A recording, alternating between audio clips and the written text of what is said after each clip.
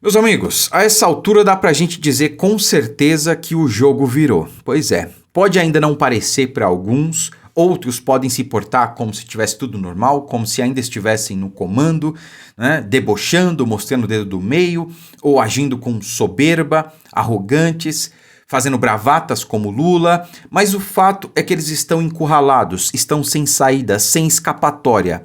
Não há nenhum resultado onde seja favorável para eles. Né? Não há uma realidade onde isso vai terminar bem para eles. Não, eles vão pagar pelo que aconteceu, ou no mínimo vão ter que desfazer cada arbitrariedade que vem cometendo nos últimos anos. Tá? Eu me refiro aí à anistia daqueles principalmente inocentes que estão presos pelo 8 de janeiro, acusados do que não cometeram, devolução do processo do presidente Bolsonaro para a primeira instância, porque Bolsonaro não tem foro por prerrogativa de função. Na verdade, ele não deveria nem estar respondendo a esse processo. É uma fantasia realmente, porque primeiro que não houve tentativa de golpe. E se houve, Bolsonaro não tem nada a ver com ela, porque nem no Brasil ele estava. Né? O cara vai dar um golpe e nomeia os comandantes militares indicados pelo seu sucessor. É claro, essa é a melhor maneira de dar um golpe. E mais, ele vai dar um golpe, ao invés de ficar aqui para comandar o golpe, para assumir o poder quando o golpe fosse concretizado, ele vai para os Estados Unidos, né? Ele ia assumir o poder lá da Disney. Essa gente não pensa. É realmente brincar com a nossa inteligência, é dizer que o povo é idiota para cair nesse conto da carochinha, né? Então, esse processo, se é para ele existir, tem que ir para a primeira instância. E veja só, além de tudo isso, tem mais outras questões que eu vou falar nesse vídeo também. Tá rolando por aí, fontes afirmam que houve uma espécie de reunião entre o Gilmar Mendes, decano do Supremo, e lideranças da direita, parlamentares, tá? E que esse encontro, essa reunião durou mais de 2 horas. Ora, se o Gilmar Mendes ficou conversando por mais de 2 horas com lideranças da direita, é claro que isso não foi uma conversa, isso foi uma negociação. Há uma espécie de acordo sendo costurado, onde tudo isso que eu linkei e mais algumas coisas aí estão sendo debatidas e acordadas, para que tenha aí um fim com um pingo de dignidade para eles, porque ninguém vai pagar para ver, ou nem todo mundo vai pagar para ver. A prova disso é que ontem o Lula, ele deu um jantar, convidou os 11 ministros do Supremo, e nem todos compareceram. Eu antecipei isso para vocês no vídeo de ontem. Eu falei, olha, o Lula vai dar um jantar e eu aposto para vocês que mais do que 2 ministros não vão comparecer. Obviamente eu estava me referindo, claro, a André Mendonça e Cássio Nunes e talvez mais algum. Né? Eu até errei, porque eu falei que mais do que 2, só que foi bem mais do que 2. 5 ministros não compareceram no jantar que o Lula deu. André Mendonça, Cássio Nunes, Carmen Lúcia, Fux e Dias Toffoli não compareceram ao jantar. Ou seja, Alexandre de Moraes não deve ter dormido bem essa noite, né? Sem saber realmente com quem ele pode contar. Deiko, mas eles ainda têm maioria lá, né? 6 dos 11 compareceram, sim. Mas quem disse que isso aí vai ser a decisão final? Quem disse que isso aí indica alguma coisa? Não. Só indica realmente que eles estão nessa de parecerem estar no comando ainda. Não, vamos demonstrar força, né? Sun Tzu, é a estratégia da guerra, né? Quando você estiver fragilizado, não demonstre fraqueza para o seu inimigo. Até porque se você demonstrar fraqueza, você não tem poder de negociação. E este é o primeiro quesito, e essa é a primeira diferença para o momento em que nós estamos poder costurar esse acordo. Porque muita gente deve estar pensando agora, Deiko, no passado, Bolsonaro fez um acordo com o Alexandre de Moraes, né? Apesar desse acordo nunca ter sido exposto, né? Ninguém nunca ter falado sobre ele, a gente sabe o que aconteceu. Naquele 7 de setembro, que Bolsonaro basicamente chutou o pé na porta, falou, não vou mais obedecer a Alexandre de Moraes, e o povo todo lá gritando, eu autorizo. Depois, no dia seguinte, ele posta aquela carta, né? Falando, apaziguando a situação e tudo mais. É claro que houve um acordo. E claramente, se esse acordo existiu, ele não foi cumprido por Alexandre de Moraes. Então, qual a garantia que a gente tem de que, se esse acordo não foi cumprido antes, eles vão cumprir agora? Bom, agora a gente tem garantia e eu vou falar sobre isso. Antes, eu peço que você compartilhe esse vídeo, deixe o like e inscreva-se no canal se for novo por aqui, tá certo? Olha só, meus amigos, primeiro a gente tem que entender o seguinte, né? Tem muita coisa aí que está em jogo, as cartas estão na mesa. Só que agora a gente tem um player que não tem como vencer, né? A gente tem um big player que se chama Estados Unidos da América, ou melhor, que se chama Donald Trump. Graças a Deus, Trump foi eleito, porque mudou todo o jogo. A pior coisa que poderia acontecer para o sistema aconteceu. Donald Trump foi eleito. E eles achavam que isso não ia acontecer, mas aconteceu. Deus é bom e Deus é bom o tempo todo. Então, meus amigos, com Donald Trump ao nosso lado, nós temos pressão. Nós temos com que negociar. E se eles estão sentando na mesa para negociar, é porque eles sabem que o jogo realmente virou. É por isso que eu digo, é por isso que eu afirmo, o jogo virou. Porque ninguém senta para negociar se acha que não pode perder. Você só aceita negociar se você tem a total convicção de que há a possibilidade de você perder.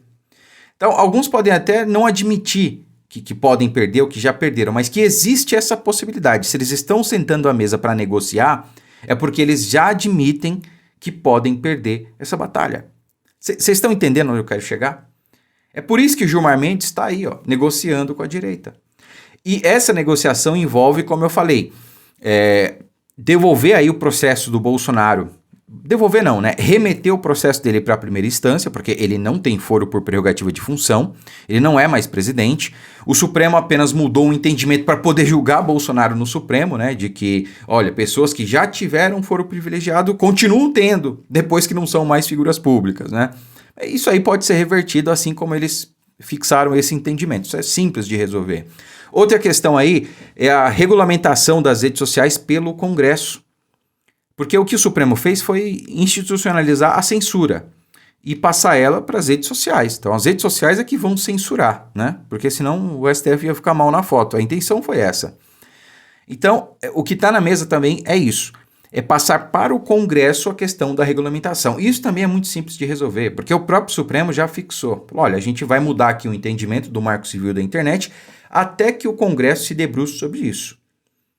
Então, é muito simples. É só o Congresso fazer ali uma regulamentação que seja benéfica para a liberdade de expressão, né, que puna aí realmente quem queira cometer crimes na internet e que verse sobre a liberdade de expressão e que não responsabilize as redes sociais, obviamente, né, tendo que, por exemplo, judicializar questões para derrubar um vídeo ou um perfil, por exemplo.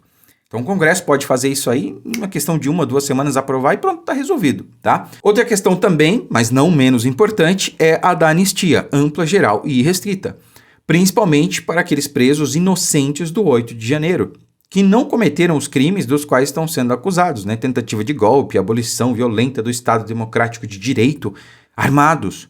As pessoas estavam com Bíblia, os mais perigosos estavam com estilingue. Estilingue não é arma, né? Enfim...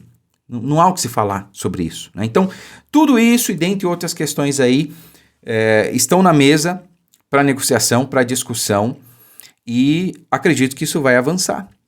Por que vai avançar? Vamos entender o seguinte. O Lula, há menos de um mês atrás, algumas semanas atrás, acho que 2 semanas, né? Ele estava bravatando para todo lado. Antes de suspenderem os vistos, aí cancelarem os vistos de ministros, o Lula ele dizia aos 7 cantos que eu não vou negociar com o Trump.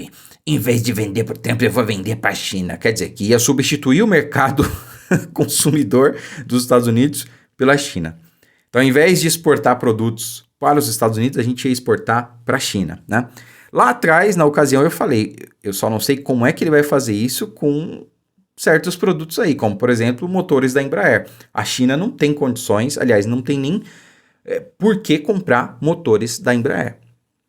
Não tem como. Não tem como substituir isso aí.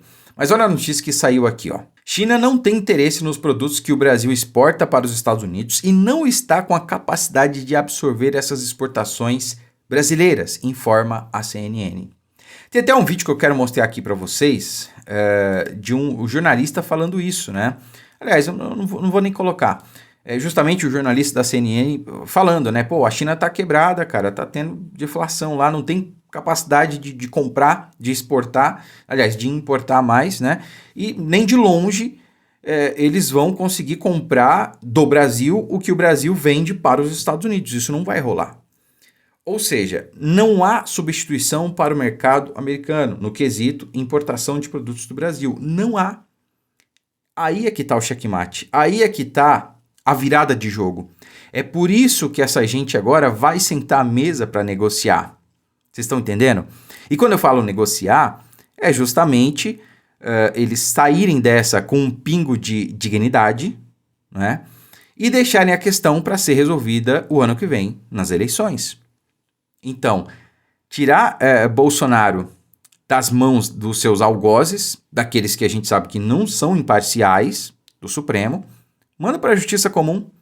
O Lula foi julgado na Justiça Comum, foi condenado em primeira instância, em segunda instância, em terceira instância, em quarta instância, passou 580 dias na cadeia e depois amigos do Lula, indicados por ele e pela Dilma, tiraram ele da cadeia. O Fachin criou a lei do CEP.